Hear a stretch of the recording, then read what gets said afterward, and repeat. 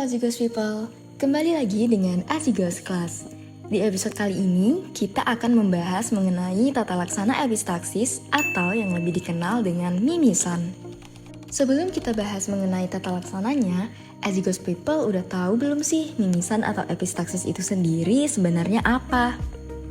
Mimisan atau dalam istilah medis disebut dengan epistaksis merupakan pendarahan akut yang berasal dari hidung. Berdasarkan lokasinya, epistaksis dibagi menjadi dua, yaitu epistaksis anterior dan epistaksis posterior.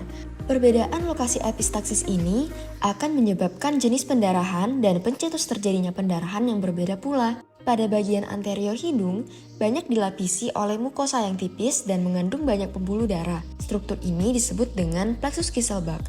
Pembuluh-pembuluh ini amat peka terhadap pengaruh dari luar, selain karena letaknya di permukaan, juga karena hidung merupakan bagian wajah yang paling menonjol. Sehingga perubahan cuaca seperti panas, kering, kemudian tekanan udara, misalnya di daerah tinggi, iritasi zat kimia, atau hanya sekedar terbentur, gesekan, garukan, iritasi hidung karena pilek atau alergi, dapat menyebabkan epistaksis ini. Jenis epistaksis anterior paling sering dijumpai terutama pada anak-anak dan biasanya dapat berhenti sendiri. Untuk epistaksis posterior lebih jarang ditemui.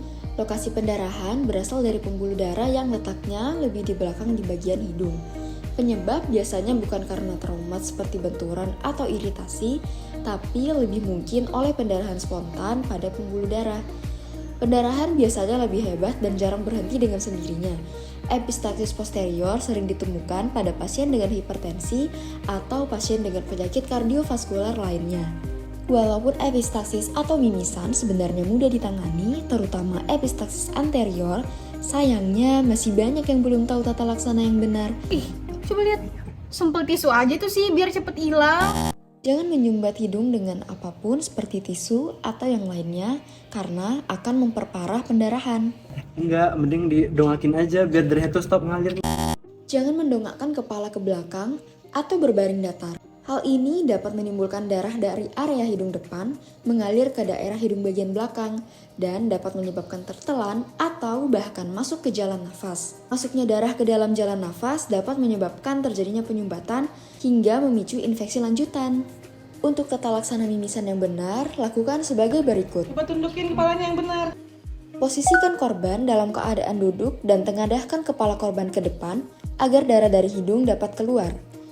Minta korban bernafas dengan mulut dan tidak batuk apalagi bersin. Terus ditekan cuping hidungnya. Cipit cuping hidung korban dengan ibu jari dan jari telunjuk untuk memberikan tekanan dan tahan selama 10 menit. Setelah 10 menit, minta korban untuk melepas tekanan. Jika belum berhenti, ulangi kembali selama 10 menit. Jika pendarahan berhenti, jangan ubah posisi korban. Bila perlu, berikan kopek untuk membantu penghentian pendarahan. Jika ditemui keadaan berikut, segera ke rumah sakit. Mimisan tidak berhenti dalam 30 menit, pendarahan terlalu hebat, disertai dengan gejala berat seperti tekanan darah tinggi, sakit kepala ringan, nyeri dada dengan atau tanpa rasa berdebar-debar, yang terakhir, mimisan terjadi setelah jatuh dari ketinggian atau setelah insiden. Dan segera konsultasikan ke dokter jika mimisan terjadi lebih dari 3-4 kali per minggu atau lebih dari 6 kali per bulan.